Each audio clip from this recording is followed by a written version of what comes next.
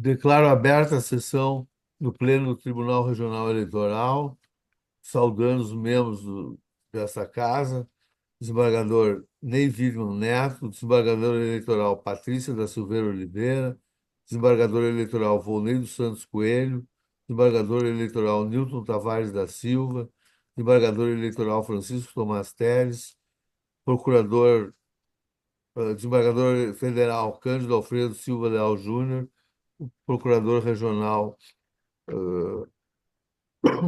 eleitoral Cláudio Dutra Fontela, servidores do Tribunal Regional Eleitoral na pessoa do Dr. Rogério de Vargas, e vamos iniciar o julgamento pelo primeiro processo da pauta aqui, que é o 0600 211 51 20 24 6 21 00 34.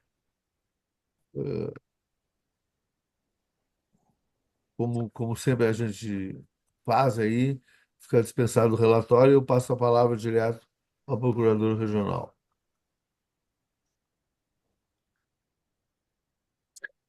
Há uma sustentação oral, um pedido de sustentação oral. Não sei, pelo menos consta aqui no Apolo. Doutor Henrique Oh, Melo desculpa De aqui, Melo Caran. essa tem sustentação oral. Doutor Isso, Henrique Caré. isso. Bom dia, excelências. Já tenho a palavra? Posso? Sim, Ah, certo. Bom, quero saudar primeiramente a todos os eminentes julgadores, na pessoa do senhor presidente, e saudar também o procurador regional eleitoral, meus colegas advogados que me sucederão nessa tribuna, e os servidores desta casa, e a todos que assistem de forma virtual esta sessão. Bom, o caso é essa primeira sustentação, que precede uma outra, né, nos mesmos moldes de mérito, que cuja relatora é a desembargadora Patrícia, são fatos parecidos. Eu tenho dezenas de processos sobre esse mérito nessa corte, e as decisões que eu tenho observado na jurisprudência, elas têm obedecido o caso concreto. Se trata de uma propagação de notícia na cidade de Pelotas, já conhecido de todas Vossas Excelências, e se trata de um inquérito que existe contra o candidato vencido nas eleições daqui por um acidente de trânsito que ocorreu na BR-116, que ocasionou uma vítima fatal, e tem uma discussão sobre omissão de socorro ou não. Bom, primeiramente, no caso concreto desse julgamento aqui, não se trata de manipulação, não houve manipulação, tá?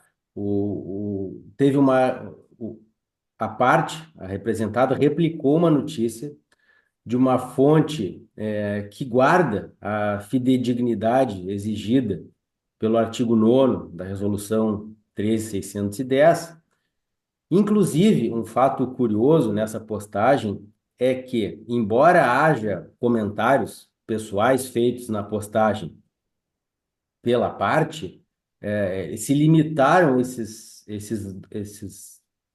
anotações pessoais à parte da notícia. Então, não houve manipulação, não houve descontextualização, não houve nada. A parte apenas falou homem sem caráter, que não guarda a gravidade necessária para uma multa dessa natureza, e colocou fugiu e não prestou socorro. Pois bem, na mesma publicação, a notícia guarda o contraditório. Então, não se trata de uma fake news. Na mesma publicação, no mesmo post, refere a seguinte frase: condutor do automóvel afirma que foi liberado do local por equipe da concessionária. Então, vejam, excelências, que na mesma postagem existe o contraditório. Existem duas versões. E esse ponto foi muito bem. e esse ponto tá muito bem definido. É, não é difusão deliberada de fake news, não há manipulação de conteúdo e não há dolo específico de divulgar informações sabidamente falsas. Inclusive, é de se salientar, que eu tenho lido em muitos pareceres da Procuradoria Regional Eleitoral, e a própria inicial da representação junta um boletim de ocorrência que está em investigação e pode, não sei, não conheço o inquérito policial, ocasionar um indiciamento, talvez uma denúncia por omissão de socorro, não sei.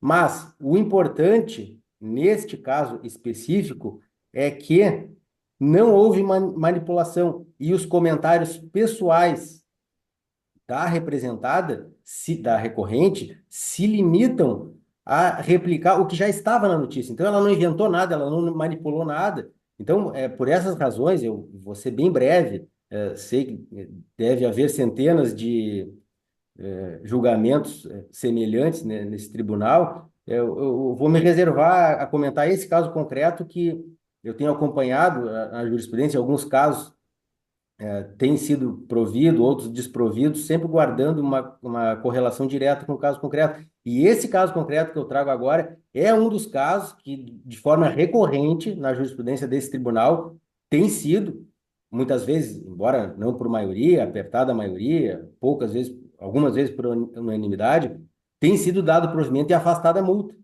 Então, eu peço a análise de Vossas Excelências e peço o provimento do recurso para o afastamento da multa. Muito obrigado.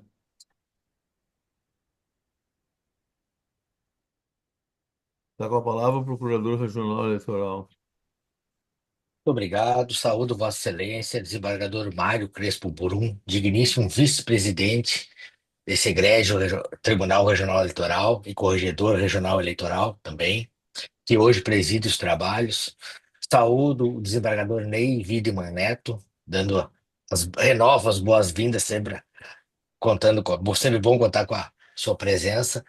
Saúdo os demais desembargadores, componentes desse egrégio sodalício, desembargadora Patrícia da Silveira Oliveira, desembargadora federal Cândido Alfredo Silva Leal Júnior, desembargador eleitoral Volney dos Santos Coelho, desembargador eleitoral Newton Tavares da Silva e desembargador eleitoral Francisco Tomás Teles. Da mesma forma e com o mesmo entusiasmo, saúdo todos os servidores desse egrégio tribunal e o faço na pessoa do Dr. Rogério de Vargas, digníssimo secretário judiciário.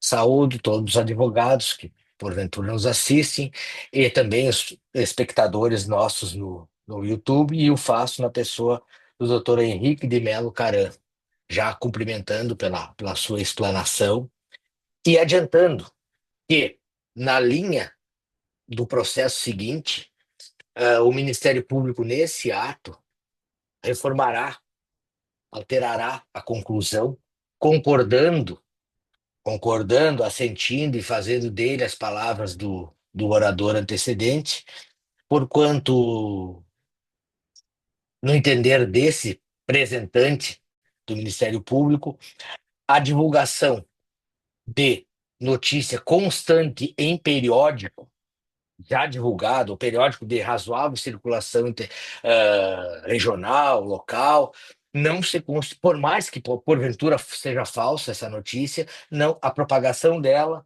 já que circulou em jornal de periódico local, não se constitui fake news.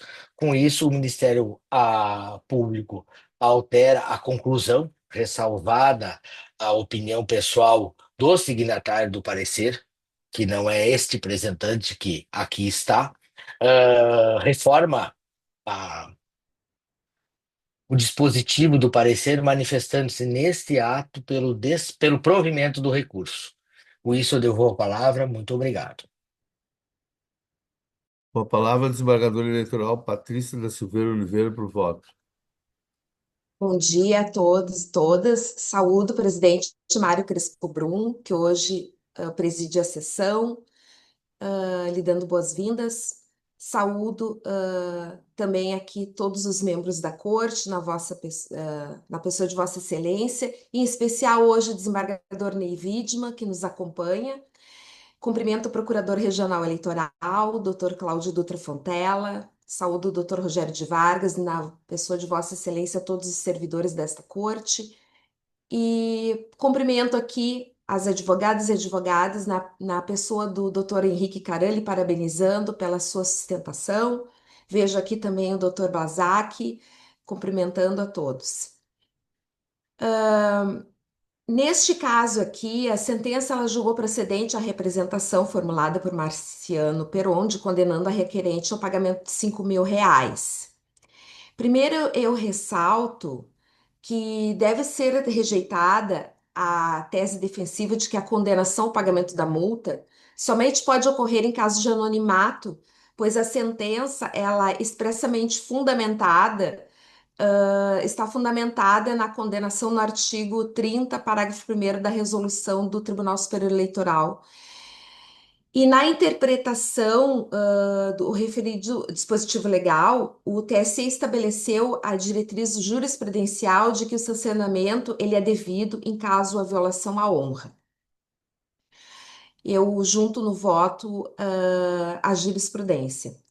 Quanto às razões da reforma de sentença, neste tribunal pendem diversos recursos eleitorais, como foi dito pelos meus antecessores, envolvendo os fatos similares aos analisados no presente caso. Contudo, a verificação da existência de irregularidade ela deve ser realizada de uma forma muito particular, diante da prova juntada aos autos e das peculiaridades de cada caso concreto, e a partir do inteiro teor do conteúdo impugnado. No caso em tela e diante das especificidades do fato analisado, é incontroverso que a recorrente, em sua rede social, publicou uma mensagem, não apenas associando Marciano Peronde a crimes, mas também afirmou uma conduta de não prestar socorro. Considero ser possível o juízo de um provimento parcial neste caso, pois ainda que não haja a irregularidade na afirmação de que o candidato atropelou um senhor que veio a falecer, e isso é sabiamente inverídico, e isso é incontroverso, mas a afirmação de que não prestou socorro e fugiu, quanto ao primeiro fato atribuído, é incontroverso, mas em relação ao não prestou socorro, neste termo utilizado aqui, eu entendo que houve uma imputação inverídica, porque analisando o caderno probatório, verifica-se que o boletim de ocorrência e o laudo pericial informam que o motorista do veículo acionou o socorro.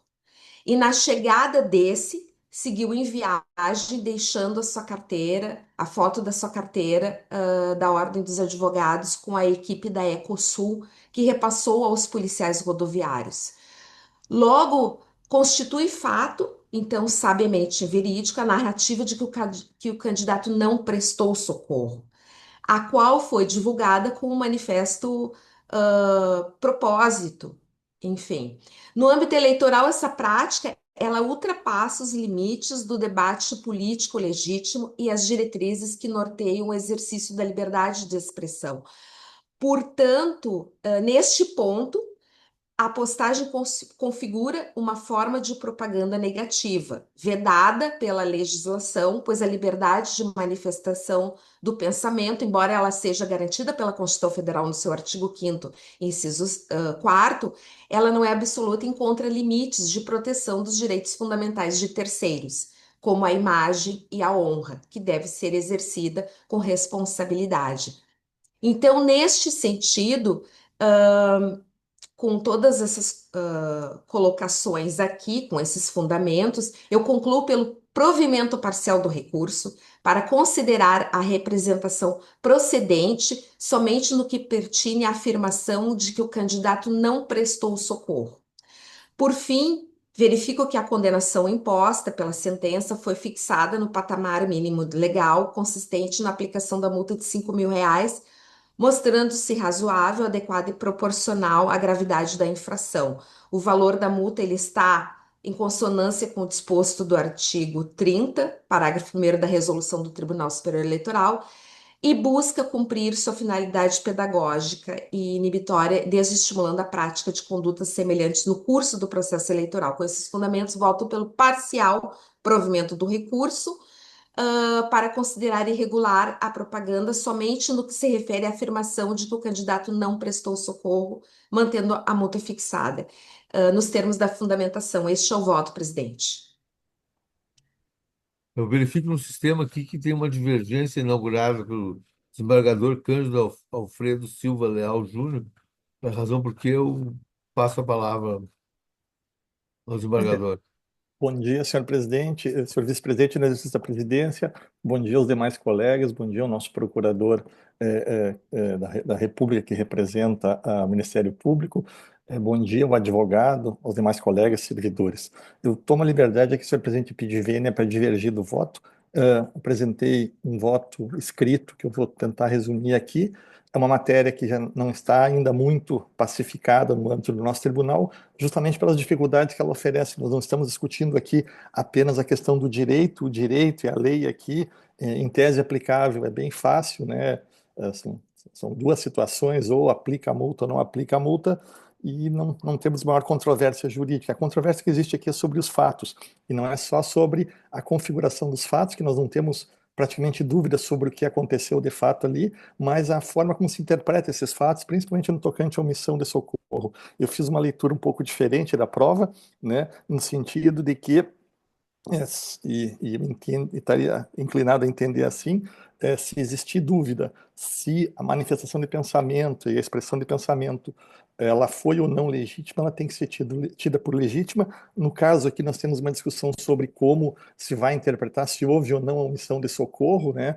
A imputação foi nesse sentido, e me parece que um acidente, e aí vem um pouco da interpretação que cada um dá os fatos, um acidente do qual decorram vítimas, não pode existir dúvida sobre se a pessoa se afastou ou não se afastou daquilo ali. Havendo qualquer dúvida, e parece aqui uma dúvida razoável sobre o que aconteceu, que ainda não está definida juridicamente por uma sentença penal absolutória ou condenatória, havendo essa dúvida, nós temos que ressalvar o direito do cidadão e do eleitor exercer a sua crítica, e eu não consigo ver naquelas palavras que foram pronunciadas ali, numa situação de dúvida como essa, alguma infração à legislação eleitoral que justificasse a incidência da multa. Eu sei que é extremamente complicado avaliar os fatos aqui, eu enumero no voto ali vários precedentes que nosso tribunal já enfrentou nesse sentido. Pelo que consta ali, são mais de 25 processos em que nós temos nos debruçado sobre esses processos, e cada um deles é diferente, porque ainda que envolvam comentários sobre fatos que nós temos eles já praticamente definidos, envolve uma interpretação de como é que aconteceu a divulgação do pensamento de cada cidadão a respeito disso. Então, nesse caso específico aqui, não me parece que se possa imputar essa infração, e por isso, senhor presidente, estou pedindo vênia para divergir no sentido de dar integral provimento ao recurso interposto por Liane Maria Medeiros de Freitas para julgar improcedente a representação e afastar a multa de R$ 5.000 que foi fixada, senhor presidente. É como voto. Passo a colher o voto dos demais desembargadores. Desembargador eleitoral Volney dos Santos Coelho, com a palavra. Bom dia a todos, minhas homenagens ao desembargador Mário, nosso vice-presidente corregedor, hoje no comando dos trabalhos, especial ao desembargador Ney, que está conosco nessa manhã, aos demais membros da Corte, ao Procurador Regional Eleitoral, Dr. Cláudio, a todos os advogados que estão trabalhando conosco nessa manhã, aos nossos servidores, na pessoa do Dr. Rogério, e todos que estão nos assistindo. Presidente, eu estou acompanhando o voto da relatora, dizendo que as minhas manifestações nesse caso sempre foram no sentido de, nos meus votos, lamentar profundamente utilizar um evento triste, trágico como esse para fins eleitorais, né? E fica bem caracterizado isso quando a autora coloca que o acusado, no caso, porque é uma acusação de não ter prestado socorro. E aqui, peremptoriamente, não prestou socorro. E aqui está a vontade de macular, de prejudicar, negativar a imagem de alguém a partir desse acidente. Então, presidente, não é o que ocorreu na prática, segundo o que se tem nas provas, como bem salientou a relatora. Então, nesse sentido, mantenho e acompanho o voto da relatora. Desembargador Newton, como voto. Desembargador Mário Crespo Brum, me permita, antes de mais nada, né, dizer aqui da minha satisfação em vê-lo na presidência dos trabalhos no dia de hoje, né, de fato, exercendo já uma função que, em breve, como todos nós sabemos, estará exercendo também de direito.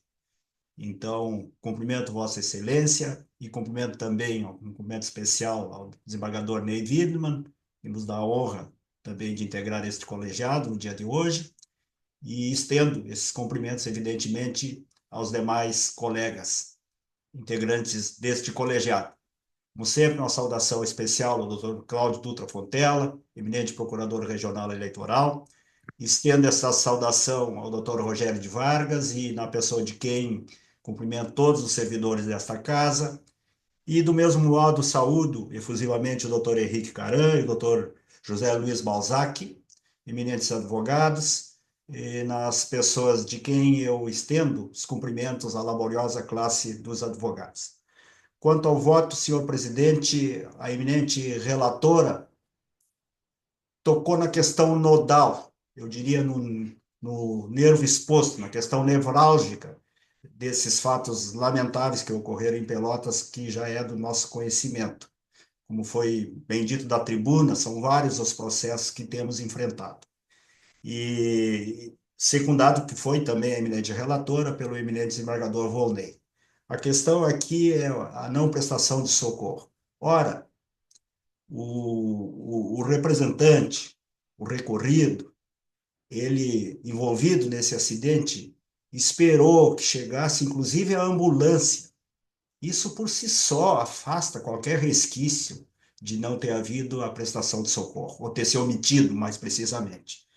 De modo que, decididamente, como dito pelo desembargador Volney, trazer isso e propagar e trazer para o palanque eleitoral é absolutamente inadmissível. De modo que estou, ao tempo em que cumprimento a eminente relatora, porque separou bem o trigo do joio, eu estou acompanhando integralmente. Desembargador Francisco Tomás Quedes. Bom dia, excelentíssimo senhor presidente, né? Desembargador Mário Crespo Brum, ora presidente da nossa sessão nesta manhã. Meus cumprimentos a Vossa Excelência, cumprimentos também e cumprimentando Vossa Excelência, quero cumprimentar a todos, né? Nossos eminentes colegas, e hoje com uma saudação especial ao desembargador Ney Widmann Neto, aqui, que abrilhanta a nossa sessão também.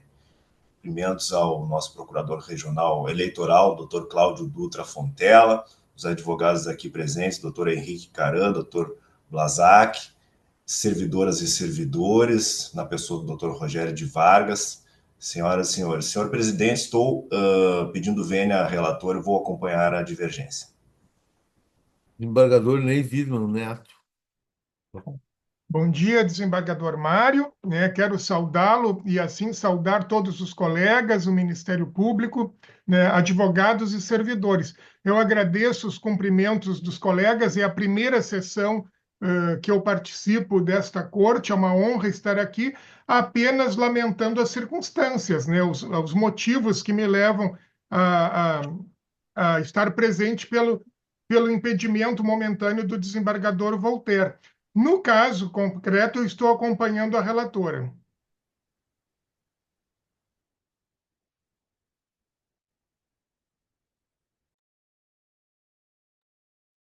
Bom, então, por maioria,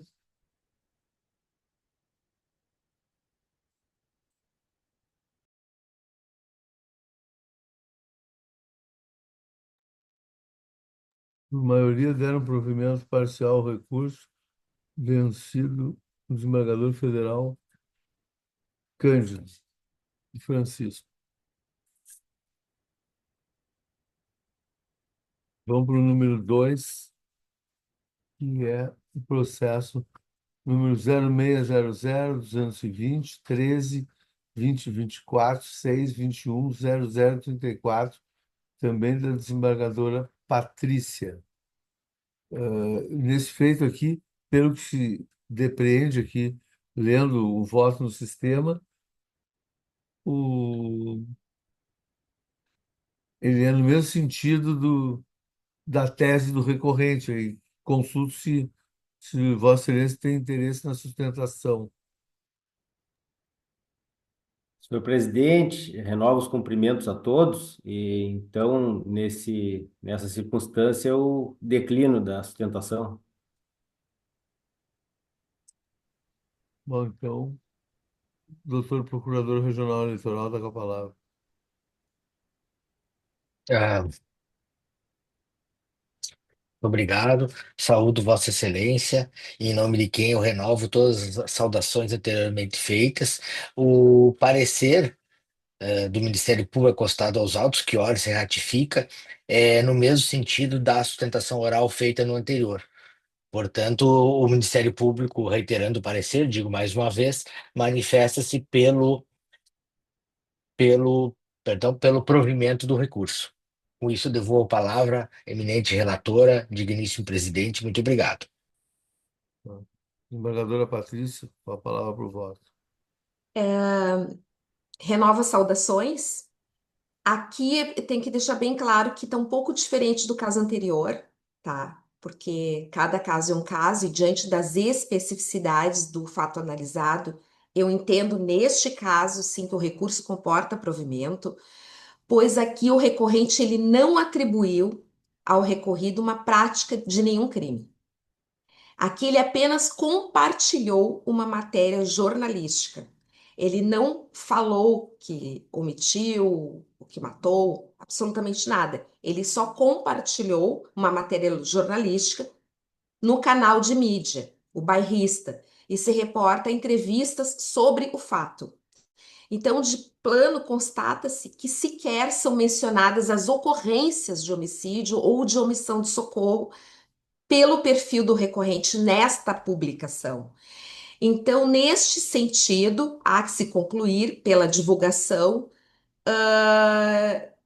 que o recurso comporta, sim, o provimento para reformar a sentença e julgar improcedente a representação e afastar a multa fixada nos termos da fundamentação. Devolvo a palavra, presidente. Desembargador Este é o Volney voto. Desembargador Volney Santos Coelho.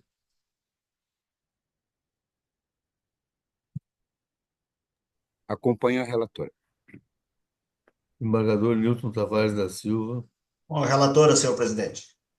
Desembargador Francisco Tomás Teles. Acompanho, senhor presidente.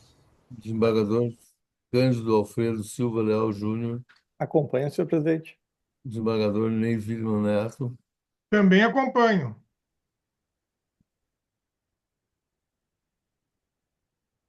Bom, então o resultado é por unanimidade, der provimento do recurso para julgar improcedente a representação e afastar a multa. Agora o número 3 da pauta. Obrigado, boa sessão a todos. Vou prosseguir aqui.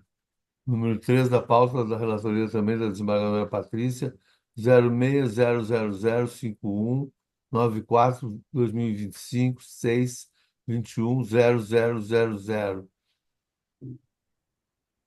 Tem aqui também sustentação oral do doutor Robson. Está com a palavra, doutor. Bom dia a todos. Então, queria iniciar cumprimentando e saudando o senhor presidente desta Igreja Corte Eleitoral, desembargador Mário Crespo Brum, a doutora desembargadora relatora Patrícia da Silveira Oliveira, doutor Cláudio Dutra Fontela, procurador regional eleitoral oriundo do Ministério Público Federal, aos serventuários da Justiça, na pessoa do doutor Rogério, aos demais colegas advogados e aquelas pessoas que nos acompanham através da transmissão da live do Egrégio Tribunal eleitoral. A matéria que eu vou abordar não vai comportar necessariamente os 15 minutos, porque eu vou avançar na preliminar, que é o objeto de prosseguimento ou não do presente feito. Processo oriundo da comarca de Sansepé, em que tem como autor Luciano Leal Nájera, primeiro suplente da bancada eleita neste ano de 2025, no que se refere à perda de mandato eletivo por infidelidade partidária. Os fatos se resumem que, na primeira semana de janeiro de 2025, o senhor Marcelo Neves, vereador pelo MDB, eleito em outubro, portanto, em menos de 90 dias, resolve, a sua vontade própria, trocar de partido, saindo do MDB na primeira semana de janeiro e migrando para o PL. A controvérsia inicial aqui é que ele faz isso com base numa carta de anuência, em que as testemunhas arroladas na inicial comprovarão que, ao final e ao cabo, com a instrução do feito, não se teve anuência. Porém, quando distribuída a ação, não se tinha junto ao sistema do Tribunal Regional Eleitoral os indicativos do Diretório Municipal do PL de Sansepé. A resolução 22.610 de 2007, no seu artigo 4º, diz: o mandatário que se desfiliou e o eventual partido que esteja inscrito serão citados para responder o prazo em 5 dias, contado do ato de citação. Do mandato constará expressa advertência de que, em caso de revelia, se presumirão verdadeiros os fatos afirmados na inicial. A desembargadora relatora, doutora Patrícia da Silveira Oliveira, argui em preliminar de que não foi incluído como polo passivo obrigatório o Partido Liberal de Sansepé. Porém, entretanto, todavia, na inicial distribuída, consta nos pedidos finais em que se relata que o PL de Sansepé não estava disponível no portal do Tribunal Regional Eleitoral, a defesa, ciente da obrigação da indicação do polo passivo, que é o PL de Sansepé, requer que ao Tribunal Regional Eleitoral, requer que seja oficiado ao cartório eleitoral local de Sansepé a juntada da comissão executiva do PL para esta compor a lide no polo passivo. Portanto, mesmo não tendo lançado no sistema, porque no sistema não se tinha, o autor da ação teve o cuidado de requerer que fosse diligenciado e cumprida a formalidade do artigo 4º. O que o Tribunal Superior Eleitoral decide com situações semelhantes a essa? E consta na petição do autor, na data de 13 de março, no evento 45.92.96.35, o pedido expresso para que se certificasse a existência ou não do PL. Portanto, não se tratou de uma não indicação do partido político, mas sim do pedido para que isso fosse certificada a existência do órgão partidário e requerida a inclusão automática, portanto, no polo passivo. A preocupação do legislador é que se cumpra uma formalidade que, na interpretação com toda a vênia e respeito da desembargadora relatora, ela é subjetiva. Portanto, a defesa não deixou de incluir o pedido de que o PL venha a compor a lide. Não podemos nós, julgadores do direito eleitoral, nós, trabalhadores do direito eleitoral, beneficiar aquelas pessoas que querem lesar a norma. O vereador Marcelo, requerido nessa demanda, se elegeu nas eleições de outubro pelo coeficiente eleitoral do MDB. E na primeira semana de janeiro do seu novo mandato, cria uma carta de anuência para trocar do partido.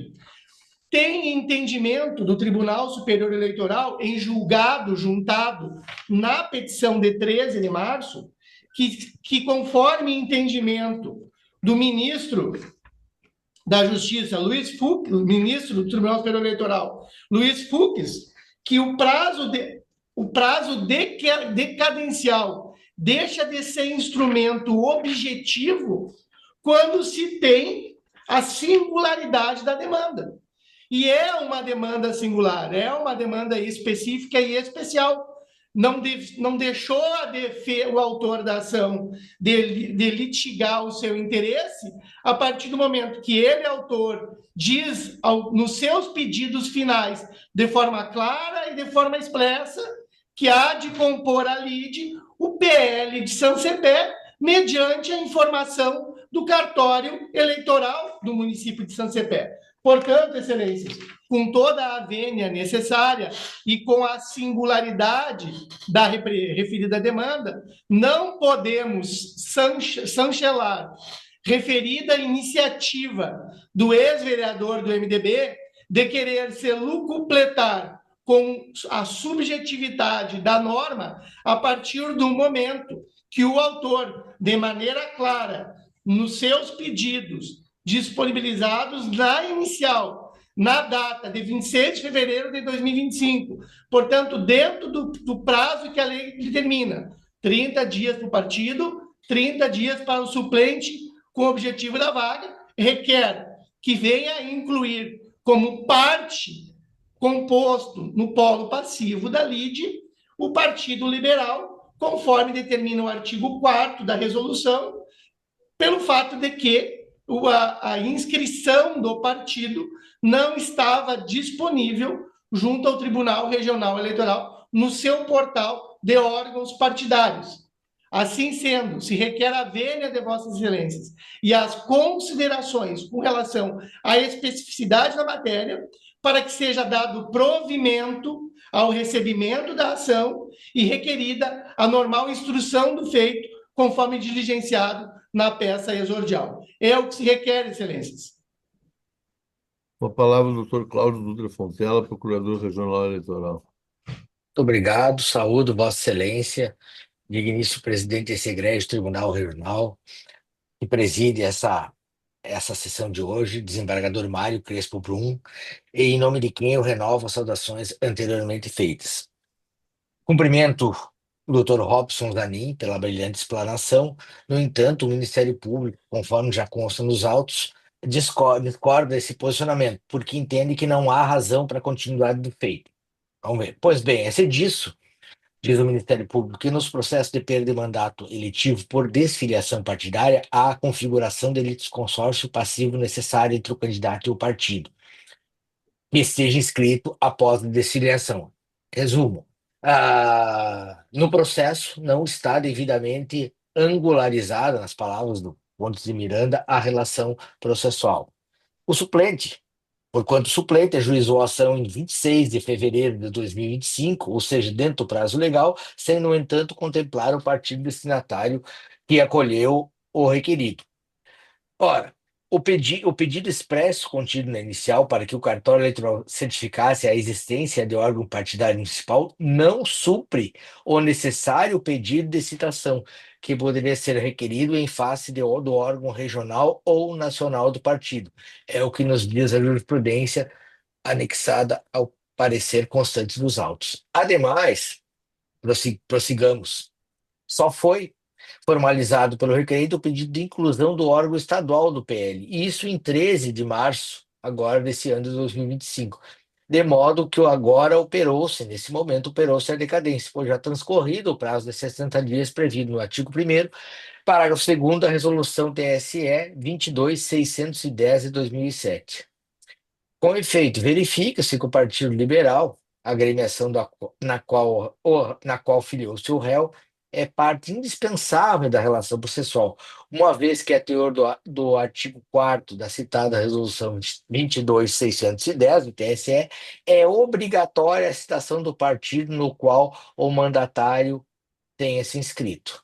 Anexo jurisprudência, que não vou repetir aqui, anexo jurisprudência nesse sentido que eu não vou repetir aqui, para não ser enfadonho com os senhores, e concluo que, assim, a ausência da agremiação no polo passivo impede a formação regular do processo, tornando impossível a resolução justa e eficaz da lide, não sendo possível, ao contrário, eventual saneamento do vício com a citação do partido, pois já transcorrido o prazo decadencial assinalado à espécie.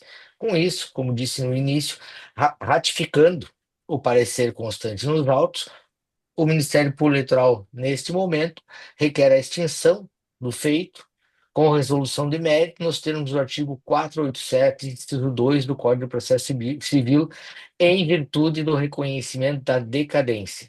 Com isso, eu devolvo a palavra, eminente relator, digníssimo presidente, muito obrigado. Uma palavra, eminente relatora, por voto. Cumprimento aqui e parabenizo o Dr. Robson pela sua sustentação, mas eu preciso trazer algumas coisas à baila aqui para para todos os julgadores, tá? Trata-se, então, de uma ação de perda de cargo eletivo por desfiliação partidária sem justa causa, ajuizada por Luciano Leal Nagera, primeiro suplente ao cargo de vereador, e Antônio Carlos Araújo Pinto, presidente do MDB de São Cepé, contra o vereador Marcelo Neves. Inicialmente, eu declaro a ilegitimidade ativa do presidente do partido MDB de São Cepé para o ajuizamento da ação. Conforme referido na decisão, o parlamentar ele era filiado ao MDB e o partido não ajuizou o pedido de desfiliação partidária sem a justa causa contra o vereador no prazo decadencial de 30 dias, carecendo o atual dirigente da legitimidade para a propositura da ação. Quanto ao prosseguimento do feito, uma vez que a ação também foi ajuizada pelo primeiro suplente de vereador, a qual detém legitimidade ativa para a proposição da demanda, verifica-se que a inicial não foi dirigida contra o PL, partido ao qual o vereador requerido se filiou e que ele é desconsorte passivo necessário. Na inicial, os autores afirmaram que a desfiliação do MDB ocorreu em 2 de janeiro de 2025, que a filiação do parlamentar ao PL se deu em 3 de janeiro de 2025. Juntaram a certidão de que o requerido está afiliado ao PL e formularam o pedido. Requer seja oficiado ao cartório eleitoral local de São Cepé, a junta da comissão executiva do partido para compor a lide no polo passivo, conforme o artigo 4º da resolução, já aqui indisponível no site do TRE a referida informação. Uma vez que detinham ciência da nova filiação, a indicação do PL no polo passivo dentro do prazo decadencial de ajuizamento da ação ela era imprescindível. Os autores informaram que não localizaram o órgão municipal do PL no município de São Cepé e requereram, após o prazo decadencial, a inclusão do órgão estadual do PL no polo passivo em 13 de março de 2025. De fato, não existe o órgão do partido na localidade. Contudo, a ausência de órgão municipal pode ser ajuizada a ação contra o órgão regional ou nacional do partido, de modo a garantir o contraditório, pois possui a legitimidade concorrente nos termos do entendimento consolidado no âmbito do Tribunal Superior Eleitoral. Nos processos, então, de infidelidade partidária, o TSE entende que qualquer dos diretórios do partido, seja nacional, regional ou municipal, pode responder à ação.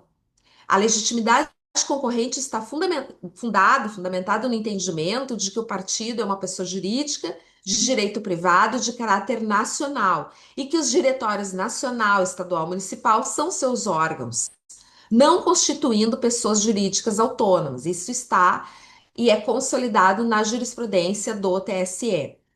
É-se disso, nos casos de mandato de vereador, a legitimidade da esfera partidária para ser representado em juízo concorrente, ainda que a filiação tenha sido promovida perante um órgão municipal ou estadual, pois o vereador se filia a um partido político de caráter nacional.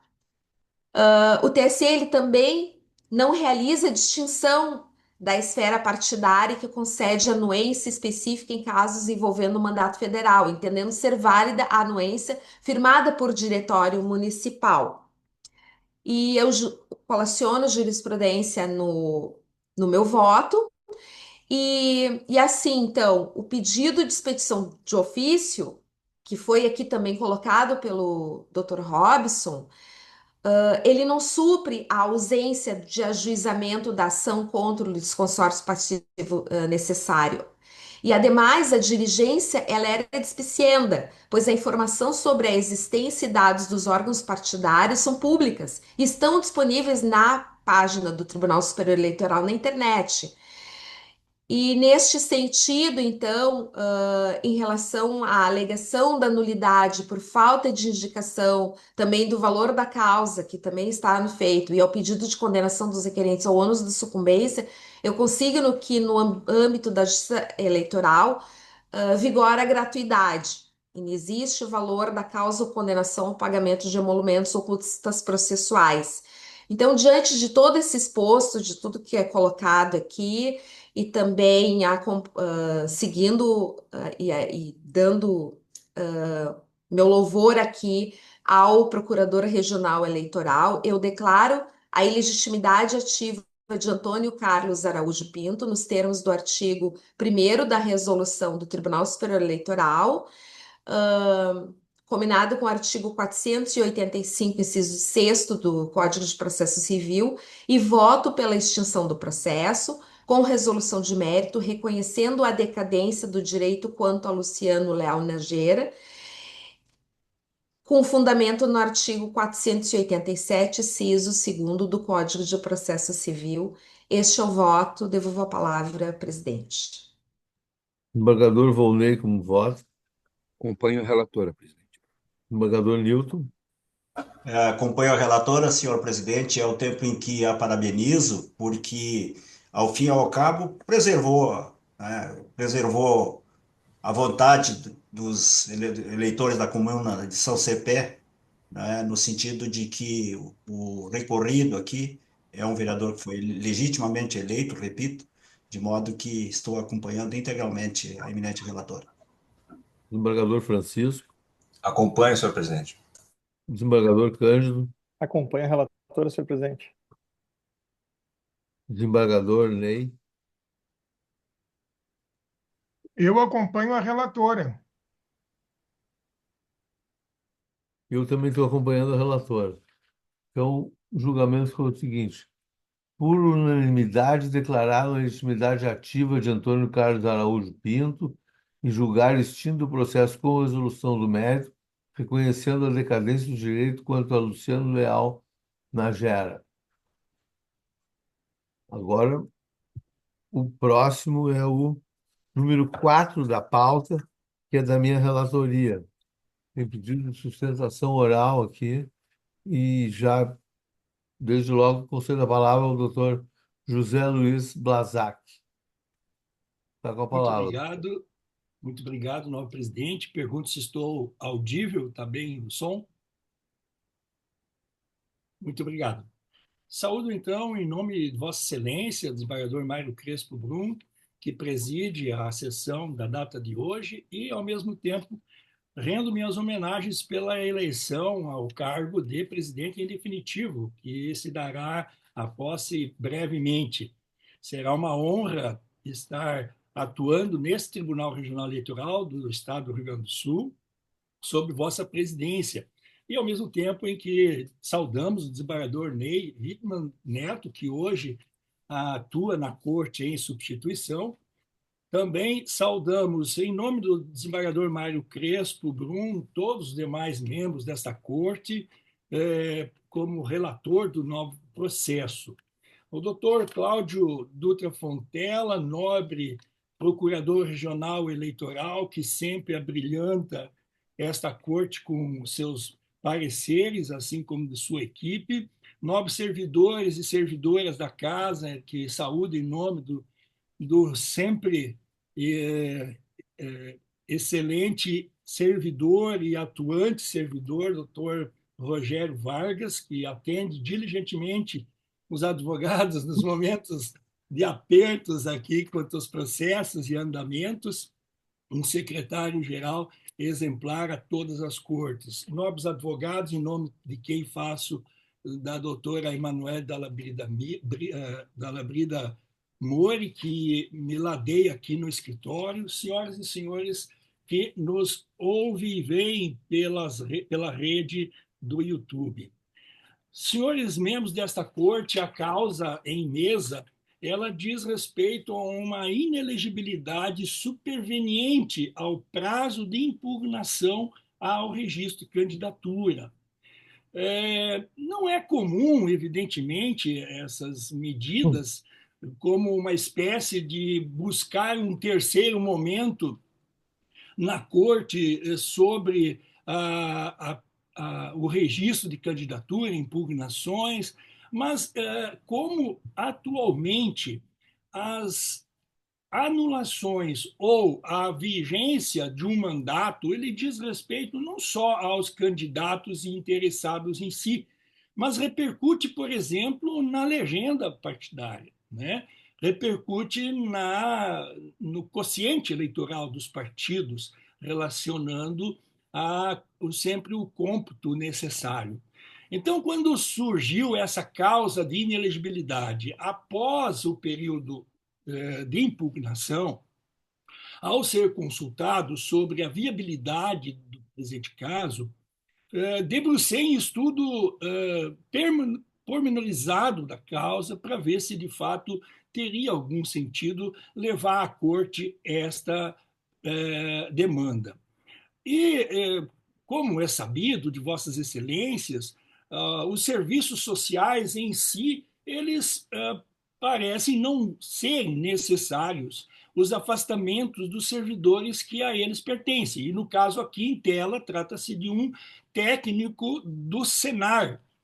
E, portanto, é um Serviço Nacional de Aprendizagem Rural. Aparentemente, nada poderia, assim, trazer informações de afastamento obrigatório das pessoas que assim estão enquadradas. Porém, lá no município de Catuípe, de onde vem a nossa causa, o trabalho dos técnicos de Serviço Nacional de Aprendizagem Rural é um trabalho que aparece muito. Não são serviços que passam despercebidamente pela comunidade.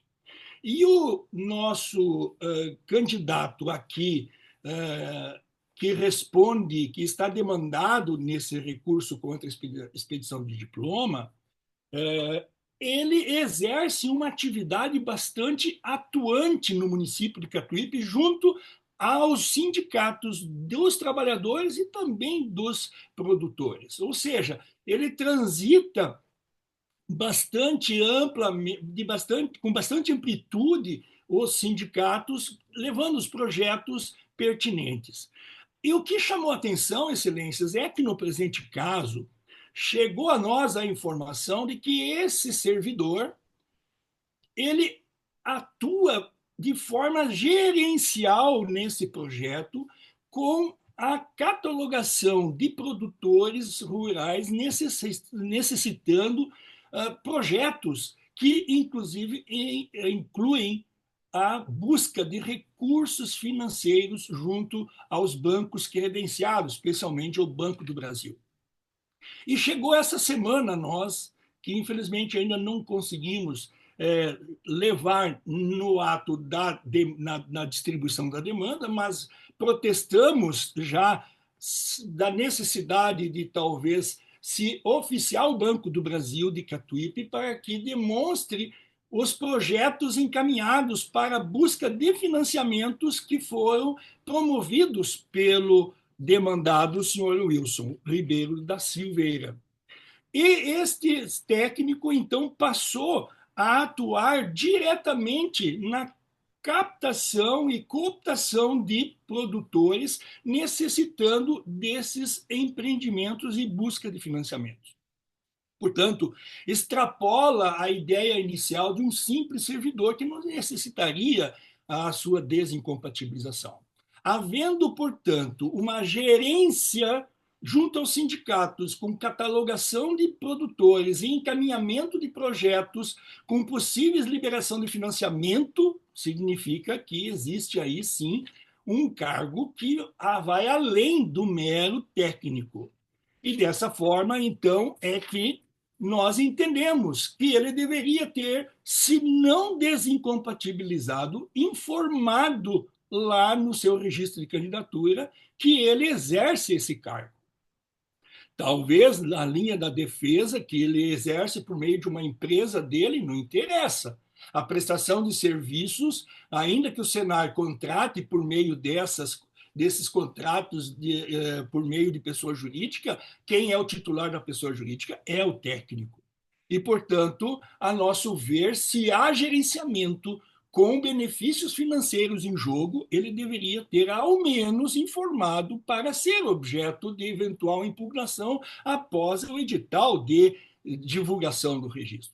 Nada foi informado. O partido que busca o recurso contra a expedição de diploma ficou sabendo pelas redes sociais do próprio demandado, que 2 dias depois do prazo final das impugnações, ele divulgou ali a sua atuação ampla no município como um gerenciador desses projetos, que inclusive consta da figura lá da rede social, dizendo assistente técnico e gerencial do Senar. Portanto, excelências, não se trata aqui de um mero exercício sem uma função que poderia ser utilizada para beneficiar a sua candidatura.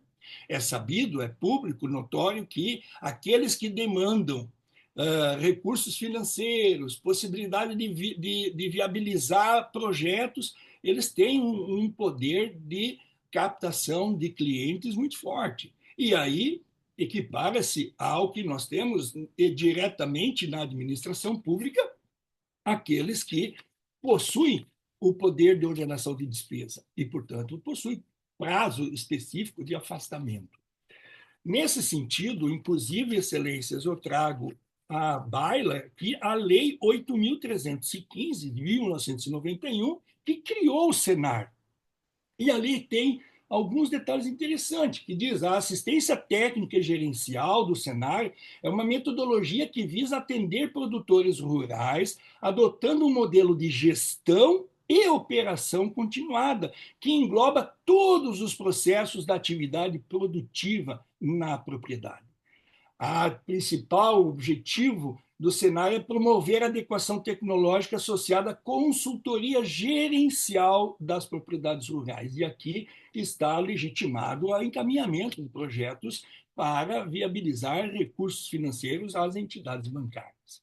Desse modo, então, nós vemos, evidentemente, que na linha do que os tribunais têm decidido sobre a necessidade da desincompatibilização para garantir a isonomia entre os candidatos. Aqui nós vemos que a garantia da isonomia seria o devido afastamento do cargo, da função, durante o período em que esse senhor estaria intencionado em concorrer a um cargo de vereador no município de Catuípe, aqui do nosso estado.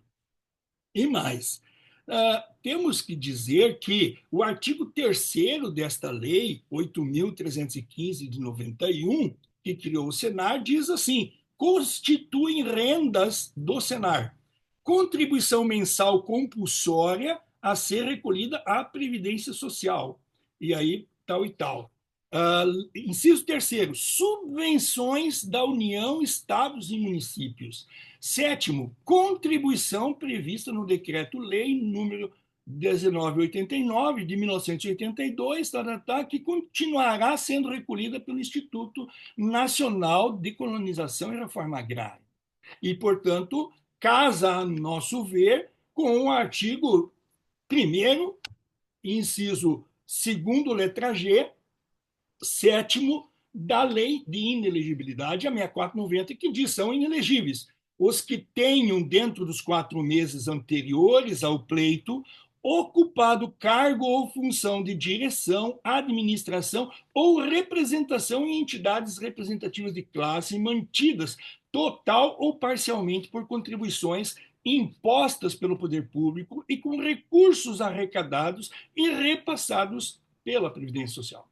Sétimo, para a Câmara Municipal, e aí vem então o enquadramento.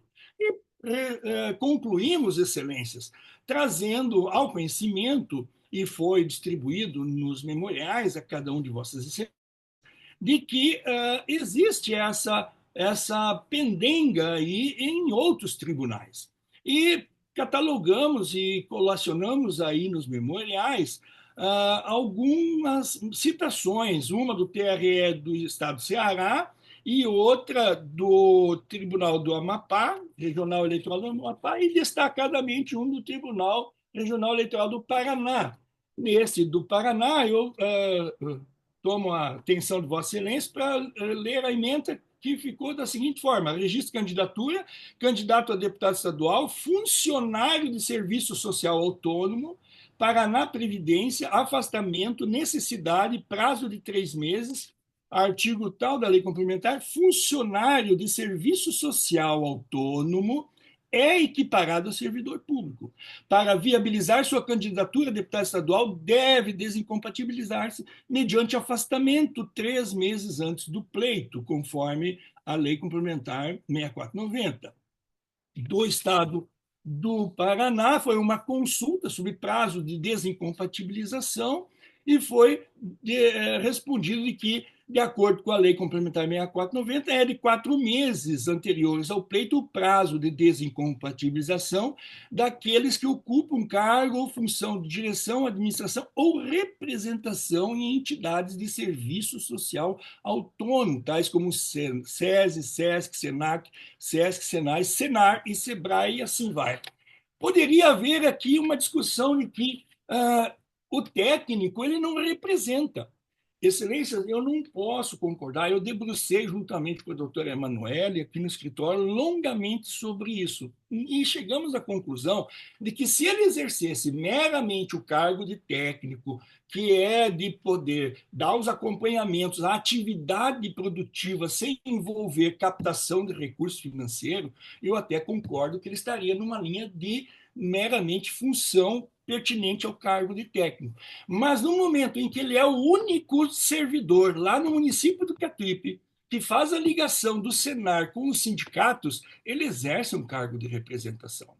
Não é um mero funcionário que está lá a fazer a rotina que faria em qualquer lugar. Não. Ele faz as visitas aos produtores, ele faz as visitas aos sindicatos e, inclusive, aqui é bem provável que ele tenha tido acesso a essa carteira de produtores e poder, então, exercer essa atividade com a visão de, no período das eleições, porque há notícias que chegou essa semana para nós, de que os projetos que estão no Banco do Brasil coincidem com o período eleitoral. E dessa forma, portanto, excelências, caso haja dúvida por vossas excelências sobre a presente causa, nós pugnamos para que seja oficiado o Banco do Brasil do município de Catuípe, a fim de se saber se há projetos encaminhados por conta dessa intermediação, havendo ali participação ativa do demandado. Com essas considerações, agradecendo profundamente a atenção dispensada por vossas excelências, nós requeremos que seja julgado procedente o presente recurso contra a expedição de diploma, a fim de efeitos de praxe ao que corresponde a esse procedimento, excelências. É nesse sentido que nós pugnamos. Com a palavra, o doutor Cláudio Dutra Fontela, Procurador Regional Eleitoral. Muito obrigado. Saúdo Vossa Excelência, digníssimo vice-presidente desse Tribunal Regional Eleitoral e também corregedora regional eleitoral, em nome de quem eu renovo as saudações anteriormente feitas. Parabenizo o Dr. José Luiz Blazac pela brilhante explanação, no entanto, dela discordo. Primeiro, não há dúvida de que o recorrido trabalhou ou prestou serviço para o Senar. Esse fato não foi nem mesmo impugnado na demanda. Por outro lado, em relação a, nós temos que ver qual a natureza da função em si. Conforme o termo de rescisão, o recorrido deixou, juntado no ID 458985224, o recorrido deixou de ser formalmente empregado do Senar em 10 de abril de 2024. Nesse mesmo mês de abril, o Wilson foi contratado pela Senar como técnico de campo, dessa vez como pessoa jurídica, para desempenhar, abre aspas, entregas técnicas, visita de campo, fecha aspas, a produtores rurais. Pois bem, a Lei Complementar 64 e 90 fala no seu artigo 1º, são inelegíveis, a linha G, são inelegíveis os que tenham, dentro de 4 meses anteriores ao pleito, ocupado cargo ou função de direção, administração ou representação em entidades representativas de classe, mantidas total ou parcialmente por contribuições impostas pelo poder público ou com recursos arrecadados e repassados pela Previdência Social. Pois bem, em análise a esse texto legal, a jurisprudência é firme, de longa data, no sentido de que os serviços sociais autônomos, neles incluídos o Senar, fazem parte do Conselho de Entidades Representativas de Classe, que Conselho mantém com recursos arrecadados e repassados pela Previdência. Todavia, faz-se necessário pontuar que a inelegibilidade em apreço não recai indiscriminadamente sobre qualquer pessoa que tenha vínculo com tais entidades. A lei limitou, como eu li o dispositivo anteriormente, a lei limitou a inelegibilidade àqueles que ocupam cargo ou função de direção, administração ou representação, o que não é o caso, o que não foi o caso do recorrido.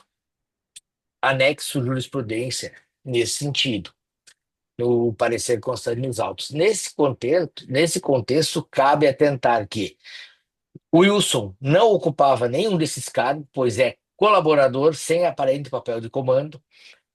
2. Os dispositivos que tratam das hipóteses de inelegibilidade por traduzirem restrição de exercício dos direitos políticos não comportam interpretação restritiva, não cabendo ao intérprete suprir eventual deficiência na norma, devendo prevalecer a legalidade estrita. É assim que assenta o TSE na jurisprudência que trago no parecer, ora ratificado. Com isso, concluo. Desnecessária seria a desincompatibilização de Wilson para concorrer no pleito do ano passado. E, com isso, ratifico o parecer constante nos autos, manifestando-se, mais uma vez, pela improcedência do pedido, improcedência do R7. Muito obrigado, devolvo a palavra ao eminente relator, digníssimo presidente. Vamos ao voto. Preliminarmente, contra razões, Wilson Ribeiro da Silveira defende que o recorrente incorreu em preclusão, uma vez que o meio adequado para questionar eventual inelegibilidade seria a impugnação, bem como os documentos que fundamentam o recurso já eram de conhecimento público, não sendo admissível discutir matéria que deveria ter sido tratada em momento processual anterior. Com efeito, o recurso contra a expedição de diploma encontra fundamento no artigo 262 do Código Eleitoral e é cabível nas hipóteses de inelegibilidade superveniente de natureza constitucional ou de ausência de condições de elegibilidade. É assente na jurisprudência eleitoral o entendimento que a inelegibilidade infraconstitucional que autoriza o manejo do recurso ou da expedição de diploma é apenas aquela superveniente, ou seja, que tenha surgido entre a data do registro da candidatura e a das eleições, nos termos da súmula 47 do TSE. No caso, o fato alegado, ou seja, a falta de desincompatibilização do candidato no prazo legal, não se encontra na qualificação da causa superveniente de inelegibilidade, pois o termo final do prazo ocorreu antes do dia do registro da candidatura, de modo que eventual inelegibilidade por ausência de desincompatibilização estaria fulminada pela preclusão, implicando o descabimento da discussão trazida em RCED. No entanto, há casos que a verificação da elegibilidade confunde-se com a análise do mérito. Isso porque, para reconhecer a preclusão da matéria, torna-se necessário verificar quando a situação de incompatibilidade se tornou conhecida e se o exercício da função vedada persistiu após o prazo legal, o que constitui, em essência, o próprio objeto da controvérsia.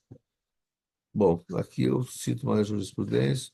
No caso, o recorrente sustenta a elegibilidade do recorrido, sustenta que a inexigibilidade foi deliberadamente omitida na fase do registro da candidatura e somente se tornou evidente após o prazo para a impugnação do registro.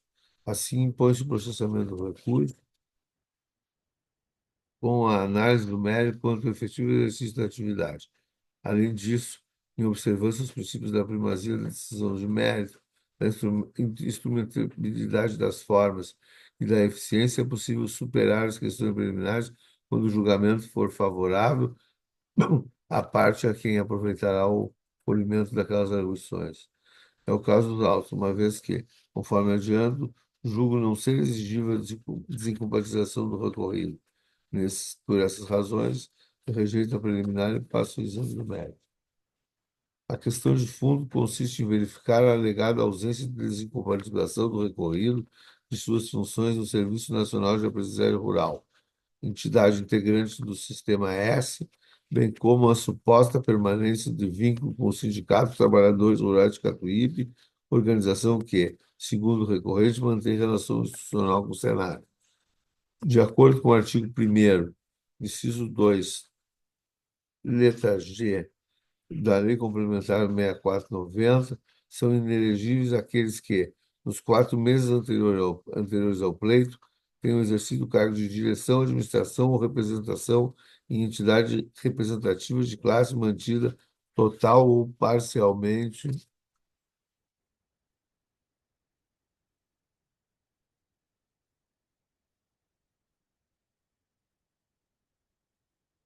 por contribuições impostas pelo poder público ou com recursos arrecadados e repassados pela Previdência Social. No caso concreto, os documentos constantes nos autos demonstram que o recorrido formalizou a rescisão do seu contrato de trabalho com o Sindicato de Trabalhadores de Catuípe em 10 de abril de 24. Contudo, em 1º de abril de 24, celebrou o contrato com o Senar para a prestação de serviço como técnico de campo, mas atuando como pessoa jurídica, conforme o contrato de prestação apostado aos autos. Nesse cargo, conforme se anota nas próprias razões recursais,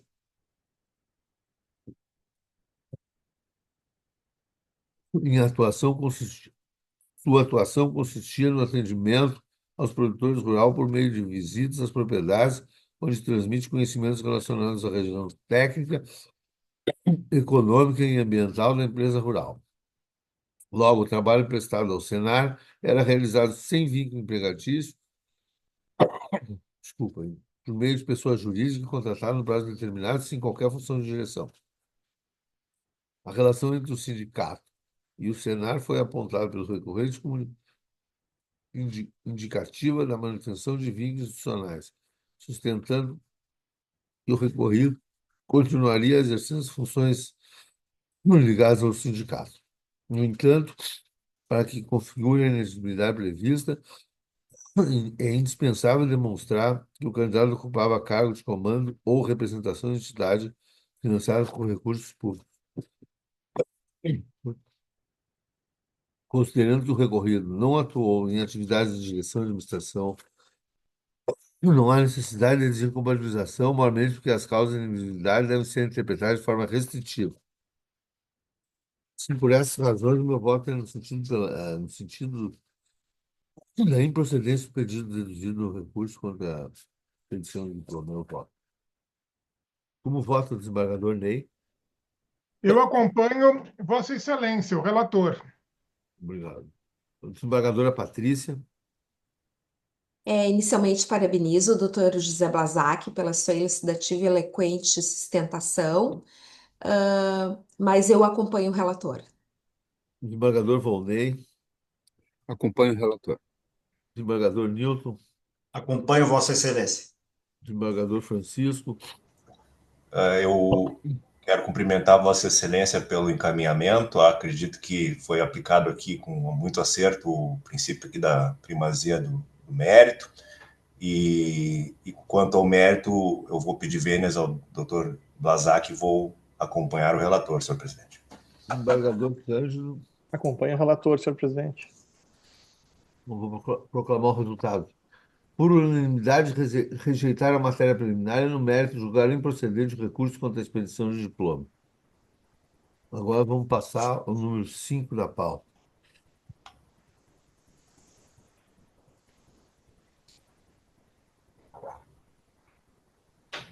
É da relatoria do desembargador federal Cândido Alfredo Silva Leal Júnior, sobre o número 0600196668, e com sustentação oral aqui solicitada pelo Dr. José Luiz Blazak, que está com a palavra.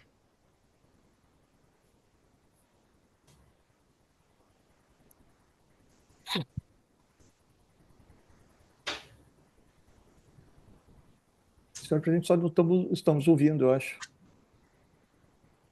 O Desculpa. microfone está fechado. Sim, desculpa.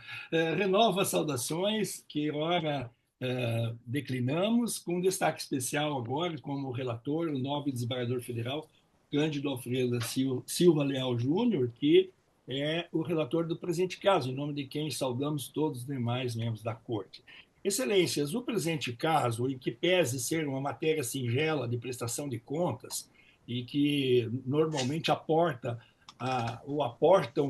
dezenas e centenas de processos com recursos para esta corte, no presente caso, gostaria de destacar com sensibilidade a presente causa, porque ela não se trata meramente de uma avaliação, reavaliação dos procedimentos lá da prestação de contas instalada e processada na primeira instância. Porque, no presente caso, excelências, o partido adversário ao senhor Moisés Pereira Maciel, nosso cliente e candidato eleito a vereador do município de Gravataí, foi movido contra ele uma AIGE para tentar cassar o seu mandato baseado, fundamentado nos argumentos desta prestação de contas. Então, excelências, o presente caso tem uma relevância para o senhor Moisés Pereira Maciel de bastante destaque e importância.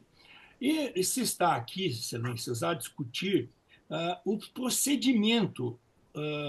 Nós distribuímos os memoriais a vossas excelências e ali estão demonstrados os comprovantes da movimentação, pequena movimentação financeira que houve pela candidatura, e trouxemos talvez um enfoque um pouco mais elástico, uma vez que nós adentramos a causa unicamente nesse momento em que o recurso já havia sido distribuído a essa Igreja-Corte. Mas, então, entendemos que, ainda com o que consta aí no processo, é possível, sim, avançar no sentido de que as irregularidades apontadas lá no relatório preliminar, na primeira instância, e depois pela própria parecer do Ministério Público, e vindo aportar a vossas excelências aí no tribunal, com parecer também do Procurador Regional Eleitoral, no sentido da permanência do voto, da sentença pela desaprovação das contas, tem-se que todas as dúvidas que foram levantadas estão devidamente demonstradas. Talvez, excelências, não foi caprichosamente demonstrado como requer a resolução das prestações de contas. E aí destacamos principalmente o seguinte, de que o candidato, quando ele foi... tem um microfone aberto, acho que é o desembargador Cândido. Não sou eu. Então, veja só, quando ele foi intimado das irregularidades, porque ele fez um saque indevido. Imediatamente ele devolveu as contas eleitorais por meio de Pix, está devidamente comprovado.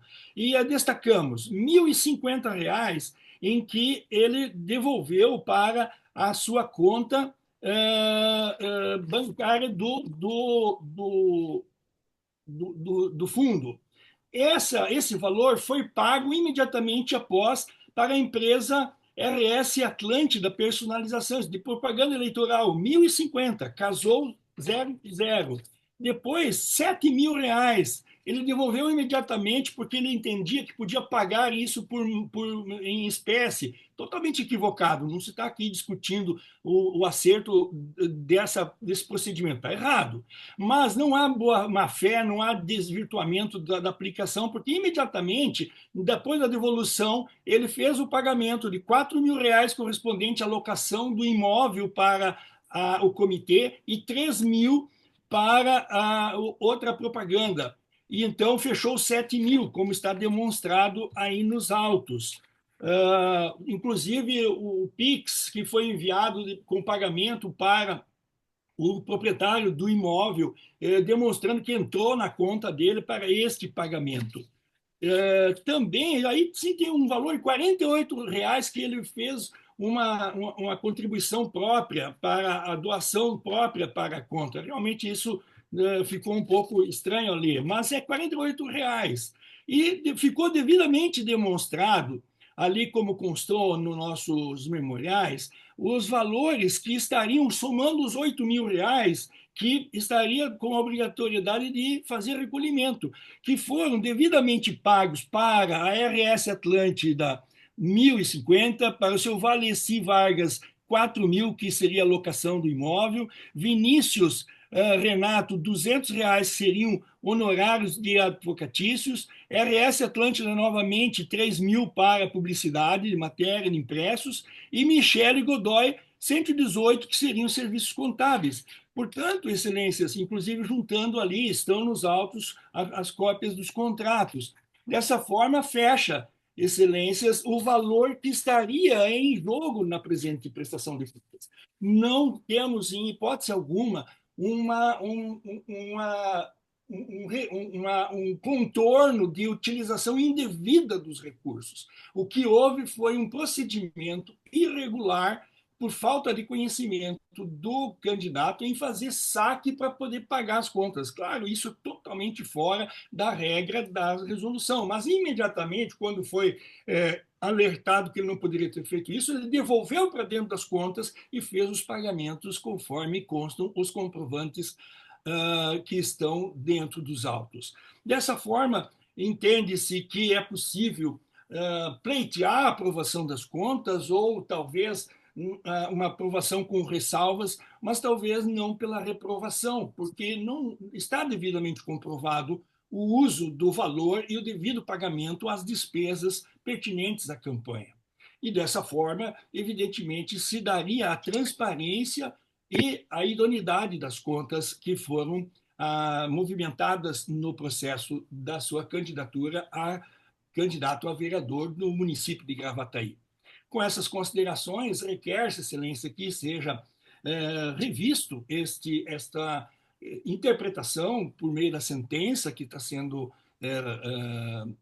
impugnada, a fins de julgar pelo provimento do presente recurso, pela aprovação ou, quiçá, pela aprovação com ressalvas das contas à hora apresentadas. Muito obrigado pela valiosa atenção.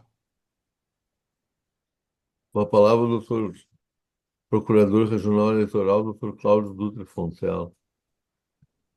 Muito obrigado. Saúdo Vossa Excelência, desembargador Mário Crespo Brum, digníssimo presidente desse ato, em nome de quem renovo todas as saudações anteriormente feitas. Parabenizo mais uma vez o Dr. José Luiz Blazac pela explanação. No entanto, o Ministério Público diz que não assiste, afirma que não assiste razão ao recorrente.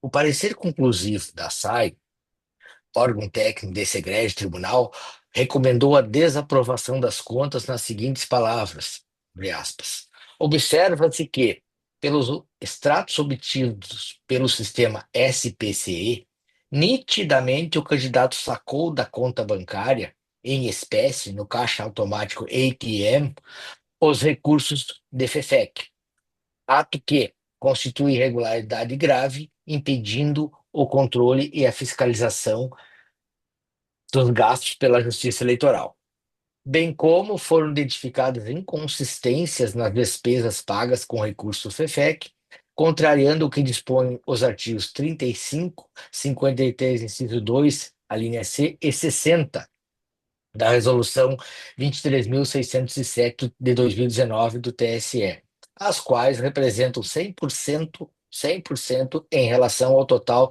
das despesas realizadas com recurso do Fundo Especial de Financiamento de Campanha, FEFEC. Ausência de comprovação de pagamento através de movimentação dentro da conta aberta para esse fim.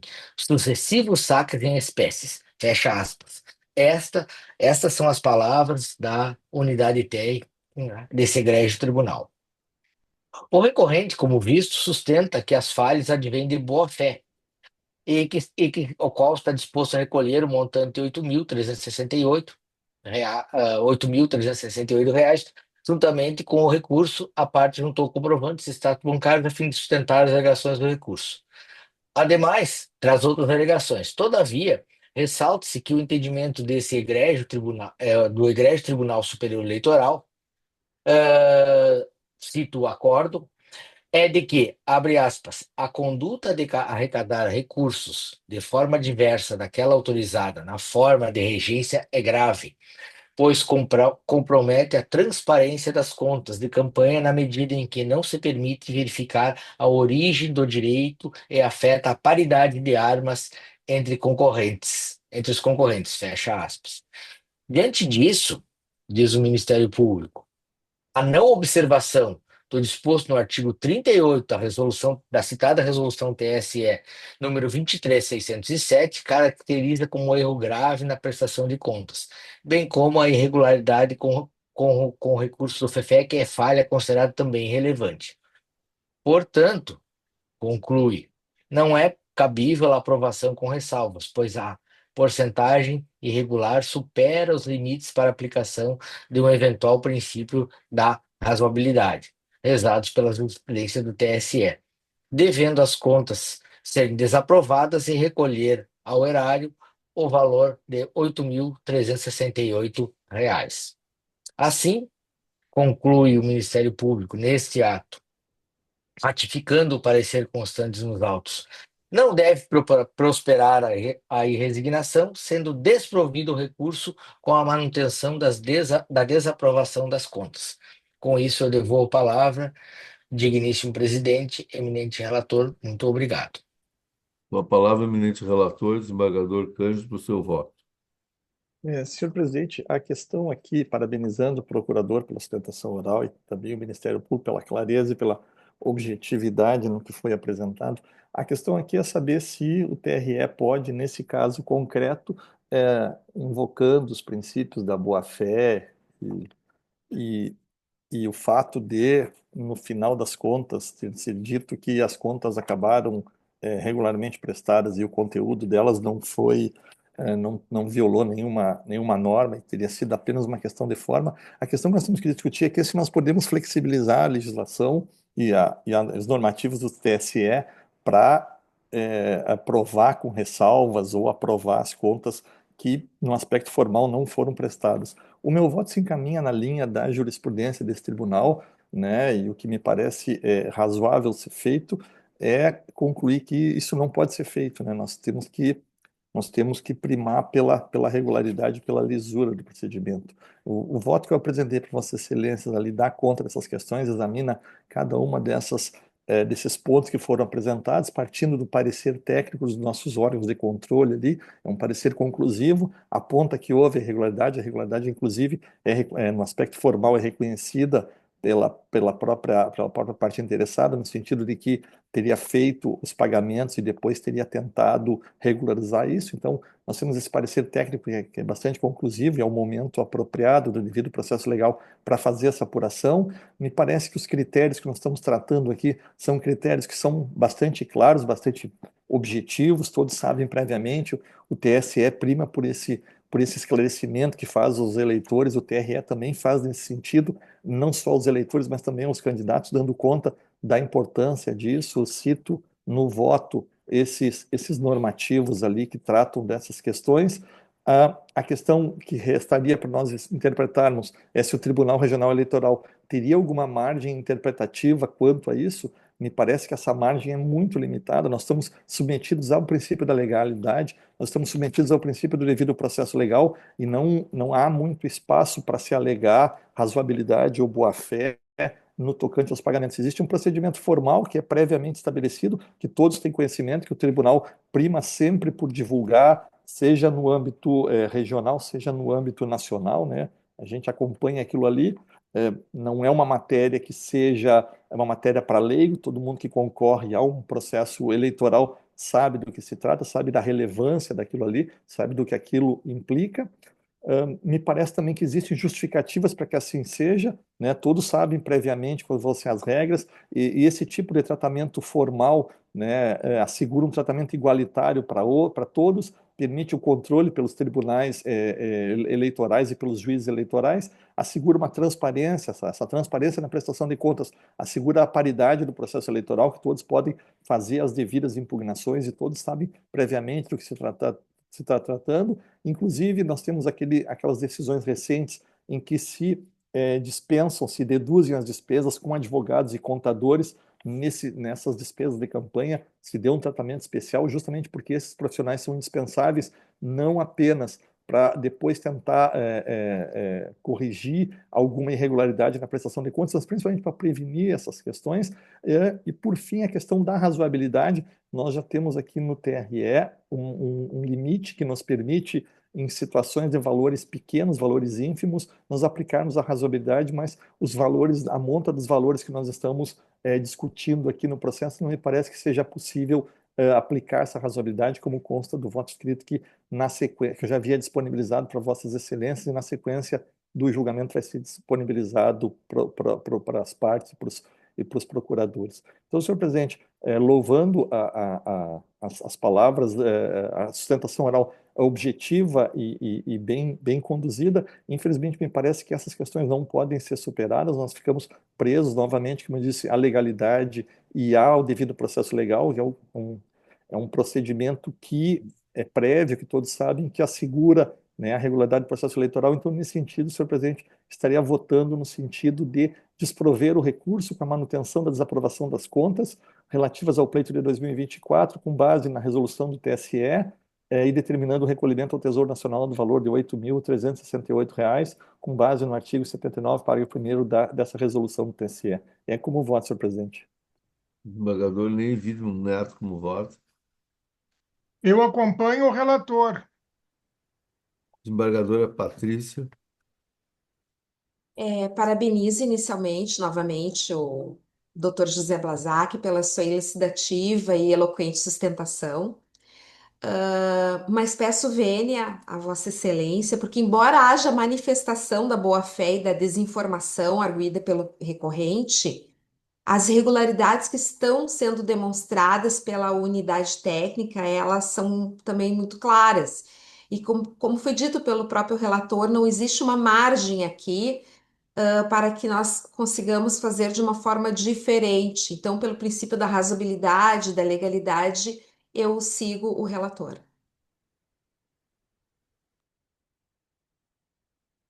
Desembargador Volney. Com o relator, presidente. Desembargador Newton. Com o relator, senhor presidente. Desembargador Francisco. Acompanho o relator. Então, o resultado é por unanimidade negar o provimento ao recurso. A Muito partir obrigado, de agora. Excelência. Eu despeço-me e desejo bom trabalho aí. Sim, da mesma forma. Obrigado. A partir do número 6 da pauta interna aqui. Eu não verifico divergência aqui, nem declaração de voto, então eu vou usar o artigo 73 do Regimento Interno, passar direto ao resultado. O sexto é o 0600771246. Por unanimidade, conheceram dos documentos juntados e, no mérito, deram-lhe provimento a fim de aprovar as contas e afastar a ordem de recolhimento. Sétimo, 0600032273. Por unanimidade, deram provimento ao recurso para aprovar as contas e afastar a multa imposta. Oitavo, 0600342249. Por unanimidade, não conhecer o recurso e extinguir o feito sem resolução do mérito, com base no 485932 do CPC. O nono, 0600001921, que é da minha relatoria. Por unanimidade, superada a matéria preliminar, negando o provimento do recurso.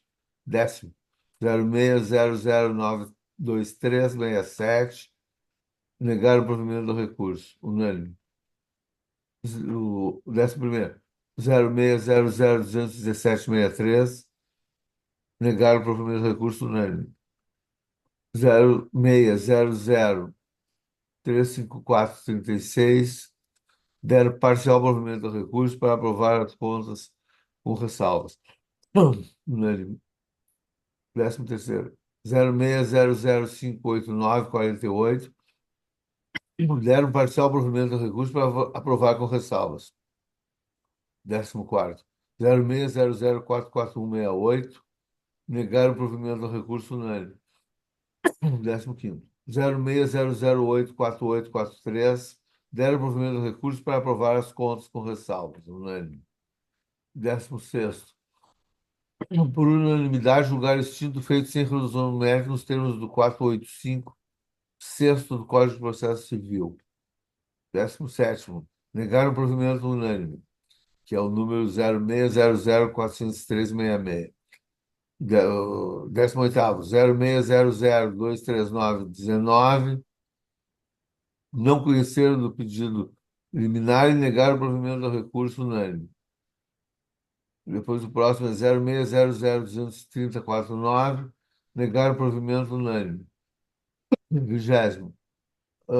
Agora tem um processo administrativo aqui para designação de juiz para o Tribunal Eleitoral de Lajeado, designada a doutora Débora Marque por 2 anos a partir de 6 de maio. 21º, designação também, Rafael Prudente, da zona eleitoral de Guaporé, a partir de 2 de maio, por um período de 2 anos. 22º, doutora Vanessa Mendes, a partir de 4 de maio, por 2 anos. 23º, doutor Antônio de Moura Filho, designar para a zona eleitoral de Campo Bom por 2 anos, a partir de 16 de maio. E eram os processos que tínhamos para julgar. Então, não havendo mais feitos, eu declaro encerrada a sessão e desejo a todos um bom dia.